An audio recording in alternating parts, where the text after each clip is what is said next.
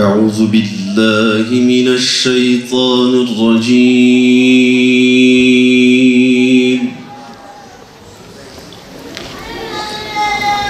بسم الله الرحمن الرحيم. إن الذين قالوا ربنا الله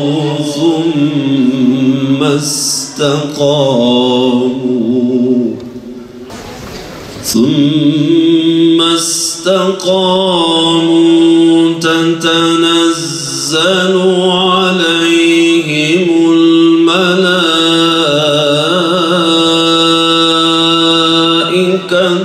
ألا تخافوا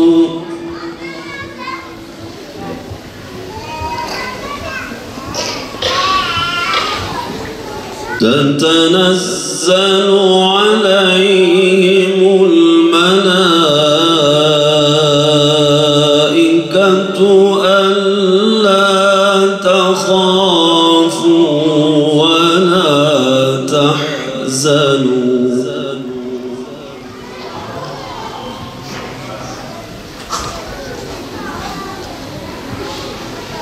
تتنزل عليهم الملائكة ألا تخافوا ولا تحزنوا وأبشروا بالجنة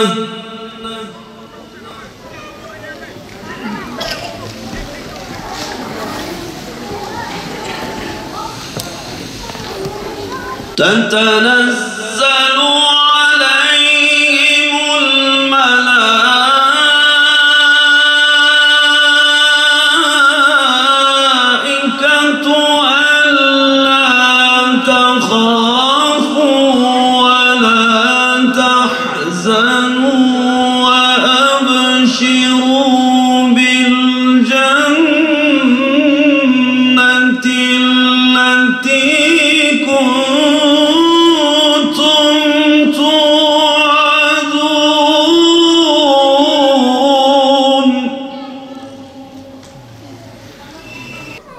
Hanımefendiler, beyefendiler, Diyarbakır İslami Sivil Toplum Kuruluşları olarak düzenlemiş olduğumuz Gazze Buluşması programımıza hepiniz hoş geldiniz, şeref verdiniz. Bizler İslami Sivil Toplum Kuruluşları olarak İslam ümmetinin şerefle yad etmesi gereken Aksa operasyonu başladığı günden bugüne sürekli eylemlerle, saha çalışmalarıyla ve salon programlarıyla bu direnişin ruhunu bize sirayet edebilecek birlikte tutmaya çalıştık. Kermesler düzenledik, çocuk şenlikleri yaptık, konferanslar düzenledik ve bizim dışımızda program icra eden kardeşlerimizin düzenlediği programlara da dahil olduk. Çünkü bu ruh diri kaldıkça biz yeniden kimliğimizi bütünleyen unsurlara kavuşabileceğiz. Evet, dünyada az sayıda Yahudi var. Ama çok sayıda Yahudi karakter var. Dünyada çok sayıda Müslüman var. Ama az sayıda Müslüman karakter var. O halde bizim yeniden bir karakter inşasına yönelmemiz lazım. Bireyin Müslüman karakterini oluşturmamız lazım. Toplumun Müslüman karakterini oluşturmamız lazım. Ve devletin Müslüman karakterini oluşturmamız lazım. Bir döngü içerisinde karakter inşasına ihtiyacımız var. بطيبت بيشتكوا عثمان جعلها فلسطين دركات بصالة ده حزار ولود وحداد جبر رجل حتى كأنا أو ظلم دوام بكر لبالي بصالة حزار ونسد وشلو حشتا بيشتكوا أو دولتها ملعون دولتها قرصان هاد أباكرين خون رجاندن حسن جعلنا إسلامي كنبو fakat elhamdülillah divi zamanı hane, divi demi hane cide Xuda Azza ve Celle ev ümmeta hane bir rehber, bir şivan neşt. Divi demide gelek şivan derketin, gelek alim derketin, meşayih derketin, لعالم إسلام جو مسلمان ربطي كريم وقت من الولات خدنارن دولات نجد عالم لما يورد الكتن حرب سعيد ما شيخ سعيد بالاوي شيخ سعيد نورسي يكجوان عالماناي هنا قدر شاوق دبي زمان باشيد انك دد قريش زمان خو دريج شيخ سعيد بك امزانن بوان خريج وان بوان بيبي-وان قيمة الشيخ سعيد تشكيل نابر لبنى حيفا الشيخ سعيد لسر وان زماني بيست بيباندن تيبوتر أم برويدك بمراسي تشكي بر بالكيش قال لي جماعة حاضر حماس جترف إنسان كي سقط هاتي إنشاء كرن برسمي كوش أحمد ياسين اور طرف انسان کی لگورا ظاهری سقط اداره کرن محمد بی لبل حماس نشان دا demek heza asıl net sağlama bedeniye heza gücü kuvveta mezin aslında iman etti فإذا قوي إيمانهم ستأتي إلى المرحلة الثانية تؤمنون بالله ورسوله التجارة التي بينك وبين الله تؤمنون بالله ورسوله وتجاهدون في سبيل الله بأموالكم وأنفسكم ذلكم خير لكم إن كنتم تعلمون. İşte birinci merhale olan bir mümin için gerekli imanı arttırmak, kuvvetlendirmek, bütün bu aşamadan sonra ikinci aşama ayet-i kerimede geliyor. Allah ile yaptığımız ticaretin ikinci merhalesi, yani kazançlı bir ticaret yapmak ve elen verici azaptan korunmanın yolu olarak İman ettikten sonra Allah yolundan cihat geliyor. Bu cihadı mallarımız ile ve canlarımız ile yaptığımız zaman bu işte Rabbimizin katında büyük bir ticaret ve kazançlı bir sonuç olmuş oluyor. وَسَيُقَدِّمُ نَفْسَهُ رَخِيصَةً لِلّٰهِ وَسَيُقَدِّمُ مَالَهُ وَلَا يَخْشَ مِنْ ضَيَاعِهِ وَيُقَدِّمُ مَالَهُ تَقْدِيمَ مَنْ لَا يَخْشَ الْفَقْرَ. Canını Allah yolunda feda eder, boşa gittiğini düşünmez, şehadete ulaşır. Malını Allah yolunda verir, verdiği zaman eksildiğini düşünmez, kaybolduğunu düşünmez, daha da artacağını düşünür ve bu şekilde canıyla ve malıyla fakirlik duygusuna kapılmadan Allah yolunda hem nefsini hem malını feda eder. الذين يجاهدون بأنفسهم هنيئا لهم ونسأل الله أن يكتب لنا سهما معهم ولكننا يجب أن نساهم معهم مساهمة حقيقية فلدينا اليوم الجهاد بالمال والجهاد باللسان كيف نستطيع أن نكون مع الصادقين بأن نخطو في مثل هذه الخطوات بأن نبذل من أموالنا بأن نبذل من أصواتنا بأن نبذل من إعلامنا ما نستطيع أن نقف معهم في هذه المعركة التي هم فيها. İşte bugün kardeşlerimiz birinci safta canlarıyla cihad ediyorlar ve şehit oluyorlar. Onların şehadeti kutlu olsun. Rabbimiz bizlere de onlarla beraber cihad etmeyi ve şehadete ulaşmayı nasip eylesin. Ama bugün biz buradayız, arka saflardayız. Bizlere düşen ise ayet-i kerimede devamı olan mallarınız ile cihad etmenin gereğini bugün yerine getirmektir. Bugün bizim basın ile konuşarak ve bizatihi mallarımız ile onları destekleyerek birinci safta olanları terk etmemek, onları arkadan desteklemek ile ilk başta okuduğum ayet-i kerimede sadıklar ile beraber olun ayetinin gereği olarak bugün o sadıkların yanında mallarımız ile, sözlerimiz ile, meydanlarımız ile olmak zorundayız. ثانيا أهل غزة المجاهدون المرابطون في أكناف بيت المقدس المقتدون بمحمد صلى الله عليه وسلم وأصحابه أظهروا عقيدة الإسلام الحقة في الرضا بقدر الله والاستسلام لأمر الله والجهاد في سبيل الله استوى في ذلك رجالهم ونساؤهم وشيوخهم وشبابهم. وقد رأينا هذه الطفلة الصغيرة تقول لأخيها لا تبكي ادع له، وهي ترى أخاها مسجن قتيلا شهيدا في سبيل الله. رأينا من أهل غزة تلك المرأة التي يقتل أولادها فتحمد الله عز وجل على استشهادهم.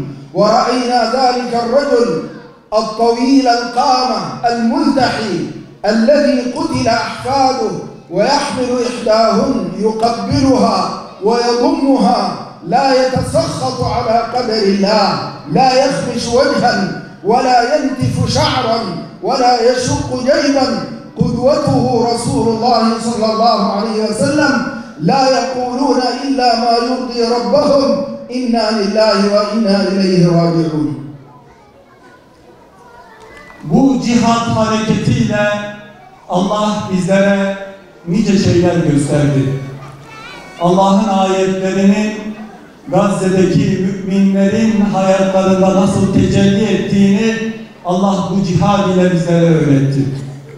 Hepimiz hep birlikte tanıklık ettik. Rabbine razı olan, onun kendileri için takdir ettiği her türlü musibete rıza gösteren bir mümin topluluk ile tanıştık Gazze'de.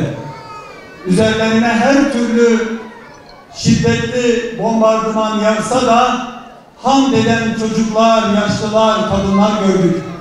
Az önce hep birlikte videoda izledik. Küçücük çocuklar dahi şehit olmuş kardeşinin yanında ağlama, o cennete daha güzel bir yere gitti diyor. Yaşlı birinin, torunu şehit olan birinin kucağına aldığı torunu için ne bir isyan kelimesi, ne başını yırtma, ne dövünme hareketi görmedik. Hep Allah'a hamd eden, ondan geldik, dönüşümüz yine onadır cümleleri ağızlarından döküldü. Anneler gördük, çocukları kucaklarında şehit olmuş ama sadece Allah'a dayanan, tevekkül eden cümleler, sözlerinden başka hiçbir şey işitmedik onlardan. Bize yeniden İslam'ın öğretilerini, Allah yolunda yaşamanın bütün işaretlerini öğreten yeni bir ruh bizlere sundular.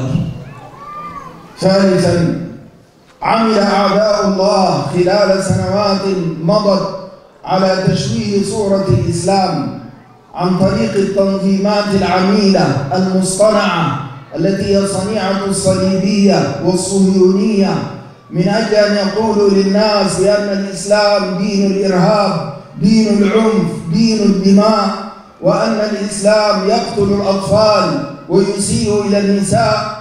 فجاء هؤلاء المجاهدون جزاهم الله خيرا فأظهروا صورة الإسلام المضيء المنير، الإسلام الرؤوف الرحيم، الإسلام الذي يعلم أتباعه أن الله عز وجل يرحم من عباده الرحماء، وأن الرفق لا يكون في شيء إلا زانه، لأن قدوتهم محمد رسول الله صلى الله عليه وسلم. Üçüncü olarak yeni bir İslam fotoğrafı önümüze çıktı. Batı ve İslam düşmanları 10 yıllar boyunca İslam'ı kötülemek, Müslümanları kötü göstermek için yapay bir takım tezgahlar kurdular. Müslümanları kendi oluşturdukları bir takım terör gruplarıyla eşleştirdiler. Müslümanların kan dökücü, Müslümanların terörist olduğu yaygarasını ve propagandasını sürekli yaptılar ve insanların zihninde, dünya genelinde kötü bir İslam ve Müslüman imajı oluşturmaya çalıştılar. Ama sonra bu mücahitler çıktı. Onların tarif ettiği şekillerde çıktılar ama İslam'ı bütün dünyaya merhamet, adalet ve bir Müslümanın nasıl olması gerektiğini, onların bütün söylemlerini boşa çıkararak şefkat ve adaleti ellerindeki esirlerde göstererek dünyaya büyük bir ders verdiler. Büyük bir mesaj verdiler. Çünkü önderlerinin Hz. Muhammed Mustafa sallallahu aleyhi ve sellem olduğunu bütün dünyaya ilan ederek muamelelerinde ve bütün çalışmalarında söylemle değil, eylemle bizatihi ispat ettiler. أيها الإخوة والأخوات، نحن بفضل الله تعالى نسير في خطى صحيح مجبولة بالدماء ومزروع في طريقها الأشلاء، ولكنها خطى نحو النصر الأكيد والتحرير الواضح بإذن الله تعالى، وهو قريب. وأنا أقول لكم ولكل المسلمين في الأرض علينا أن نلتحق بهذا الركب، ركب الجهاد، وأن نكون جزءا منه ولا خيار أمامنا. هذا طوفان الأقصى، من لم يصعد سفينته غرق وكان لا قيمة له ولا قدر. Evet değerli kardeşlerim, değerli bacılarım. Şu anda kanlar akıyor ve bedenler toprağa gömülüyor. Doğru. Ama bedel olmadan, bedel ödenmeden bu mücadelenin zafere ulaşması mümkün değil. Bizler bu cihadı bu şartlarda devam ettiriyoruz. Ama buradan size şunu söylemek istiyorum. Hepimiz bu kervana katılmak zorundayız. Bu mübarek kervana, cihat kervanına, mücahitlerin Aksa tufanına katılmak zorundayız. Eğer Aksa tufanının gemisine binmezsek, açık söylüyorum, bilmeyen boğulur. يوم 7 أكتوبر هبت رياح النصر، وإذا كانت أمتنا تنتظر على مدار قرن من الزمان وتدعو الله، فإن طوفان الأقصى هو استجابة بإذن الله تعالى لهذه الدعوات. وقد انبرى المجاهدون كتائب القسام وسرايا القدس وألوية الناصر صلاح الدين، وانبرى المجاهدون بكل فئاتهم، العسكريون والنساء والأطفال والأحجار والأشجار، انبروا لتحمل التبعات. ألا فتحملوا تبعاتكم أيها المسلمون. ألا فاعلموا أن دوركم عظيم، ولستم مجرد مساندين، بل أنتم شركاء. يا أصحاب علي حيدر، يا أصدقاء من كانوا فيما في مرمرة، يا أحفاد السلطان عبد الحميد، يا أحفاد صلاح الدين، يا أتباع عمر بن الخطاب رضي الله عنه، اعرفوا مهمتكم ولا تترددوا، فإنا نسير إلى عزة قادمة بإذن الله. علينا أن نستعد أن نقدم لها الغالي والنفيس، ثم بعدها جنات النعيم التي هي مأوانا بإذن الله، وهي غايتنا ومبتغانا أجمعين. Değerli kardeşlerim, emin olun ki zafer çok yakındır. Biz bunu bu kardeşlerimizin başlatmış olduğu cihat hareketiyle tüm hücrelerimize kadar yaşıyoruz. Buna iman ediyoruz. Ümmet dua ediyordu. Bir çıkış kapısı istiyordu Allah'tan. Bir asırdır insanlar bir liderlik bekliyordu. Kendilerine önderlik edecek ve zafere ulaştıracak bir lider bekliyorlardı. Allah işte bu 7 Ekim'deki Aksa tufanıyla birlikte bu mücahitlerin şahsında İslam ümmetinin dualarına karşılık verdi. İslam ümmetinin bir asırlık bekleyişini bu cihat hareketiyle karşılamış oldu. İşte şimdi ödenen bütün bedeller sadece Filistinli Müslümanların ödemesi gereken bedeller değildir. Ey Müslümanlar! Vallahi sorumluluğumuz çok büyüktür. Bizim sorumluluğumuz sadece arkadan onlara destek vermek bile sınırlı değildir. Sizler bu cihada destek verenler değil, bu cihadın tam da ortağısınız. Sizler Şehit Ali Haydar Bengü'nün arkadaşları, Sultan Abdülhamid'in devamı, Selahaddin Eyyubi'nin torunlarısınız. Sizler bu cihadın, bu mücadelenin mirasçılarısınız. Kassam Tugayları, Kudüs seriyeleri, Selahaddin Eyyubi birlikleri Gazze'de, Filistin'de bütün ümmet adına cihad ederken, şehit olurken, kendini feda ederken buradaki müminlerin sadece onlara dua etmesi, sadece destek vermesi beklenemez. Müminler bütün imkanlarıyla zafer gerçekleşinceye kadar, yakın olan o zafere ulaşıncaya kadar bu cihadın bizatihi katılımcısıdır. الإخوة والأخوات أيها الإخوة والأخوات إن المجاهدين على أرض فلسطين قد خبروا هذا العدو وعرفوه جبان لا ينفع معه إلا لغة الجهاد ولذلك تجاوزوا المستسلمين والمطبعين والمهرولين وتركوهم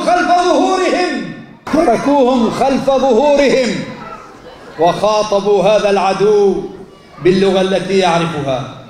وإذا كان هذا العدو الآن يدك المساجد والمستشفيات والمدارس ويقتل الأطفال والنساء فهذا دليل فراغه وهوانه.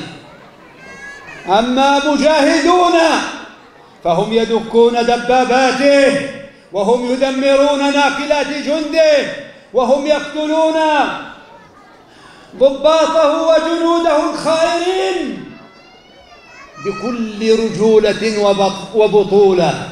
قتلانا شهدانا في جنات النعيم بإذن الله تعالى وقتلاهم إلى نار وجحيم لا سواء.